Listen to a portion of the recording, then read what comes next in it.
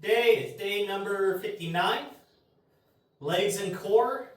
Going to be a real simple, easy day, just like all of our current leg days are. But starting out, hack squat, 110 pounds. I think today we're going to try to ramp that weight up a little bit, see how the body responds to it as a warm up. But we are going to reduce the amount of reps we're doing. Got to release the lock.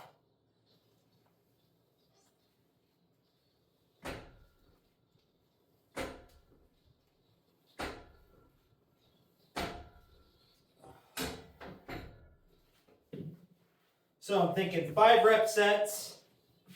Each set we're going to go ahead and bump the weight up and see how the body does for 3 warm-up sets of this before we get into our glute kickbacks.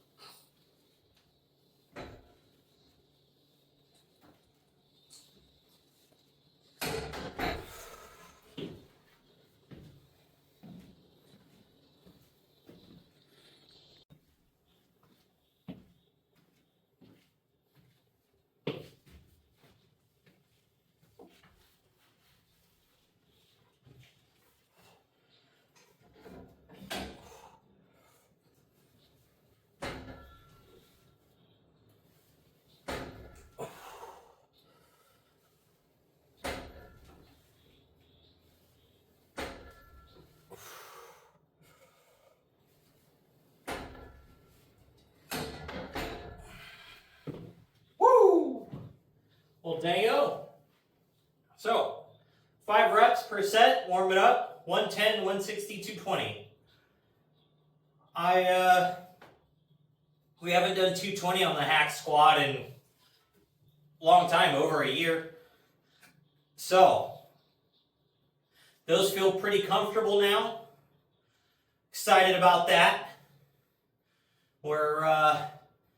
This is gonna, at the end of this training block, this is going to end up being incorporated into like the big lift for one of the days, because I'm going to go on a like 3 on 1 off, 3 on 1 off training cycle, but it's going to be an 8-day block that'll repeat. Those each day it's going to have its own big lift. But, like, it'll overlap a muscle group, but the movement will change. So it'll be like, say, day 1, squats. Day 2, flat bench. Day 3, I'm thinking we'll probably do either shrugs as a big movement, because that can get pretty heavy, or some type of bent over row. And then it'll be a rest day, and then we'll have a hack squat day, which will be the big lift for that day, and then some accessories. Then it'll be incline bench, and then deadlifts. So all of our big lifts are going to get cycled on an 8-day period instead of currently on a 5-day period. But I think we'll be able to stimulate more growth overall in the body for the stuff that's lacking, while we continue to keep making the increased gains on the big 3 that we're trying to push up. So, while giving each of those big lifts a longer period of time to recover. So I think it's going to work out more, even though we're going to have more like accessory volume in a way. but we're also going to set it up to where we have 4, maybe 5 or 6 accessory movements on after each big movement. So it'll be 5 to 7 movements per day. But those accessory movements, so say it'll be like back squats would be the big lift for that day, but the accessory movements for that day will end up being like calf raises, glute kickbacks, then we'll squat, and then we'll do like hip thrusts, because it's a hip hinge movement as an accessory to the back squat. And then we'll go ahead and do probably like a curl movement, maybe. Yeah, maybe we'll hit biceps and triceps, a movement each on that day. And then say the next day where it's going to be the chest day, we'll go flat bench. After flat bench, we'll do cable flies as the accessory to the big movement. And then we'll go ahead and hit like shrugs. And we'll do a dumbbell row with a rear cable fly. And then that next day would be like our lat focused our row focused back day, I mean. So we'll do like real heavy barbell rows, and then from there we'll go into like a front raise, a seated row, lat pull down, and bicep tricep. And then we'll have a rest day. So I've got to do a lot of planning to get this block together. I'm just kind of winging it off the top of my head. And I already can think of changes I'd want to make to that. So, but anyways, we're done with hack squats. So now we're going to go ahead and move into glute kickbacks, get those things knocked out.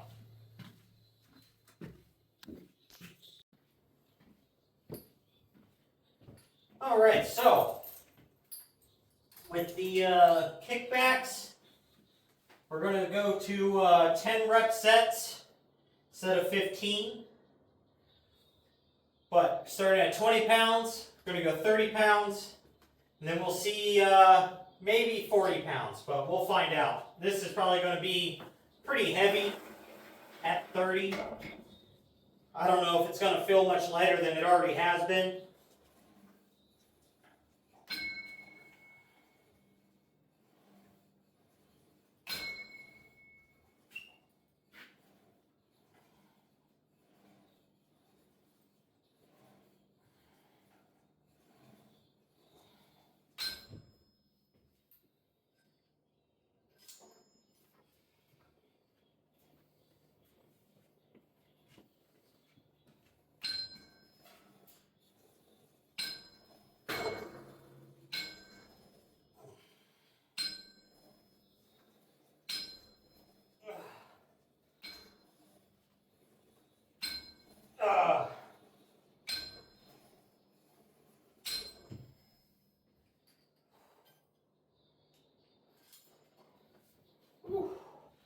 My butt cheek's on fire.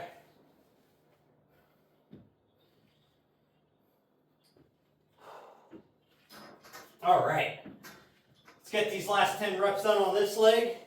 Get us switched around here. See if we could do these at 40 pounds here.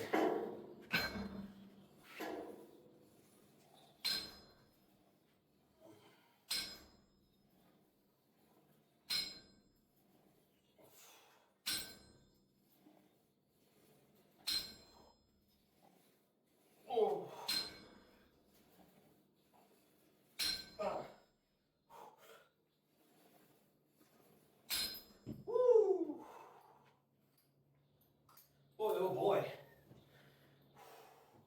That will light up the bottom outside edge of your butt. That is for sure. I will say, in the mirror, finally started to notice some actual glute development. And not just that flat Hank Hill ass that we started with. Making me a little happy there that these actually are paying off. Even though they feel a little stupid. But it is what it is.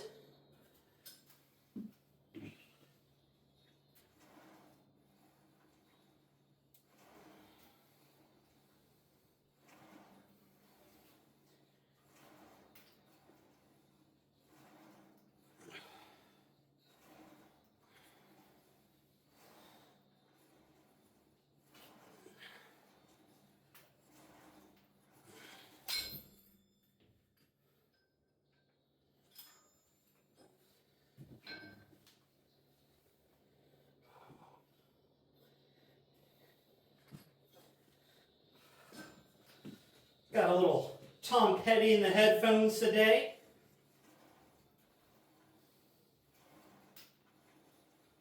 At least at the moment.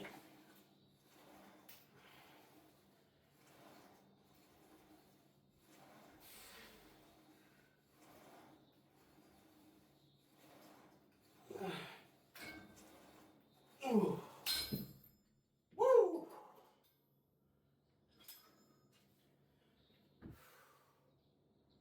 Boy, oh boy. Starting to get a sweat on. We're not even to the heavy stuff yet. Next, calf raises. Those are getting heavy.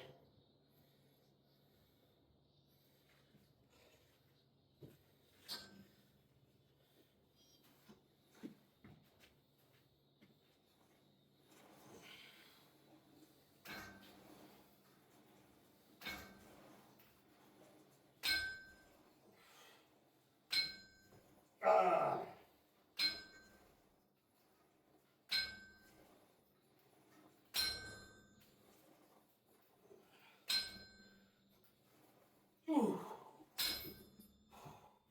Woo. All right. Man, oh man. 40 pounds didn't feel as bad as it did before. So, that makes me feel good that the bum is making some progress. So, and I can definitely feel quite a bit more activation still. Like I can feel more and more of the muscle itself starting to fire through more of its range. So, that is a plus. But we're going to go ahead and move into calf raises, get those things ripping, and see if we can beat up these little chicken legs of mine.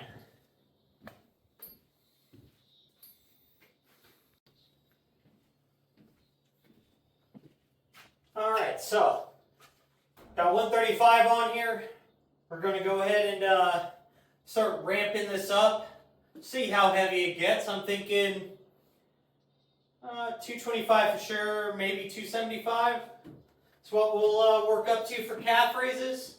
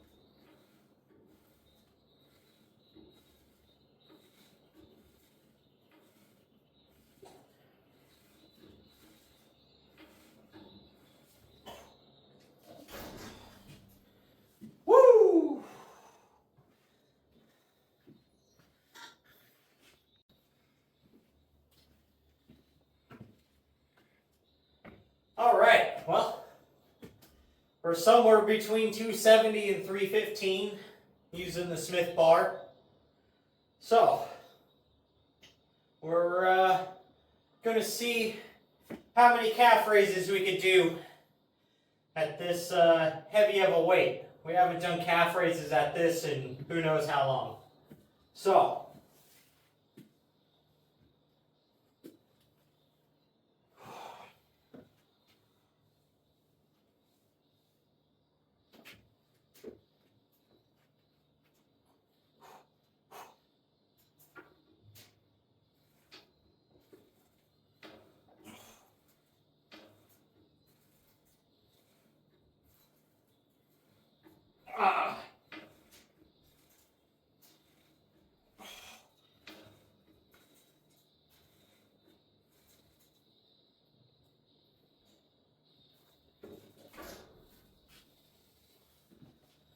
woo! Well, 10 reps. I can tell you what though, can definitely feel that compression in the entire core. And it makes you sweat just holding that. But calves feel good, nice and strong. Ankle strength and mobility, real strong in the right. Left, it was stable, but I could feel that want to like my ankle roll over. But that's something this foot always has an issue with, but we get past it, we work around these problems. But it is getting stronger.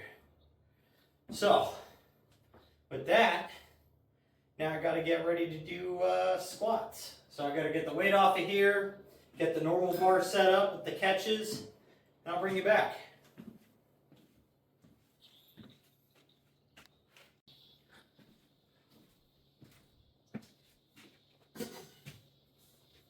All right, with calf raises done and knocked out, now we get to move into squats for today.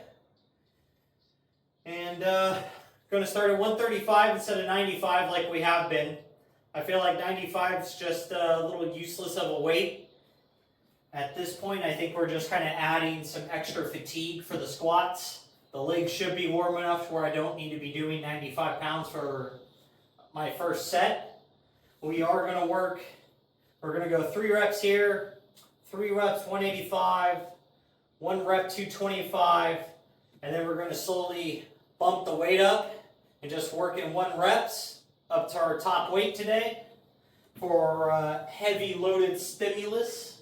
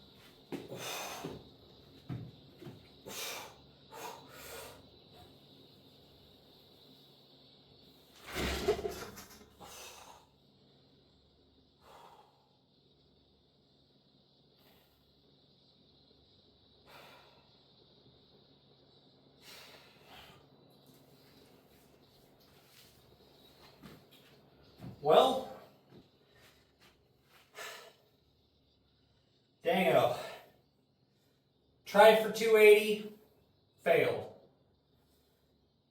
What a shame.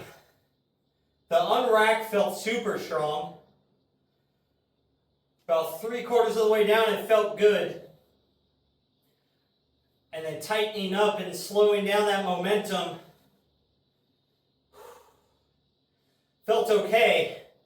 But once I stopped and tried to drive, nope. Legs said, negative, chief. So, could be two factors. I increased the weight on the hack squats, and I'm a little more fatigued. Possible. 2, I increased the weight on the glute kickbacks. Upper hammies, glutes, which is what's going to need to pull me out of that hole. Just a little extra fatigued. And they said negative, chief. So, with that, that's it for legs today. But we are going to knock out some core. I'm thinking we'll do, let's do some cable crunches. That's what we'll do today. We did knee raises with shoulders. So let me get set up for that, and we'll keep on going.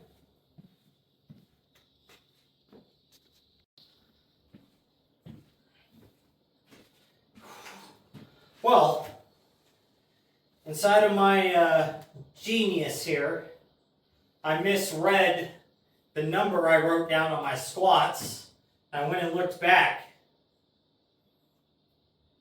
So my last squat was 275, and it was like 90% depth. It needed to be a bit deeper.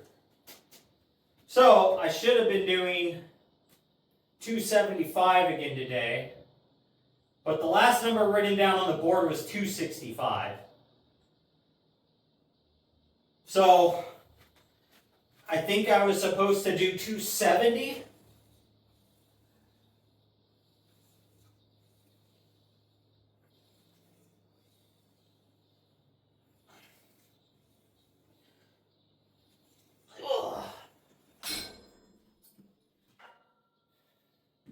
So I went 10 pounds over what I recently did but wasn't happy with. 15 pounds above what my squat should be. So that could be a third reason why I failed. So, I noted down on there 275, and that's what we're going to shoot for on our next leg day. But, should be doable with real good form this time, because 280 almost went. I could have probably drove everything I have into it and done it, but I'm trying not to lift completely at, say, a 1 RM.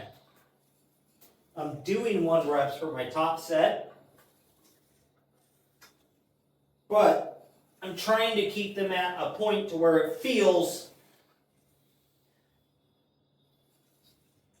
around 95% of what my true 1 RM should be.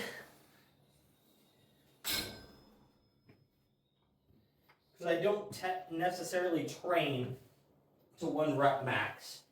So I don't take enough rest, I don't deload, I don't do any of that. So my top sets are somewhere between 90 and 95% of what my true 1 RM should be. But being at that weight should subside possible injuries, but it does tend to hit failure, which failing at 280 isn't necessarily a bad thing. It was a nice, slow, controlled negative, So I am going to get some sort of growth out of that because I placed my body under a larger load than what I have been. So, and that's kind of, you know, the point to progressive overload. Preferably you're not doing negatives with squats though. But I just did one fuck of a negative. So I will take it. But with that, guys, that does it for today's legs and core. Super simple, nothing special. Just banging it out, going along.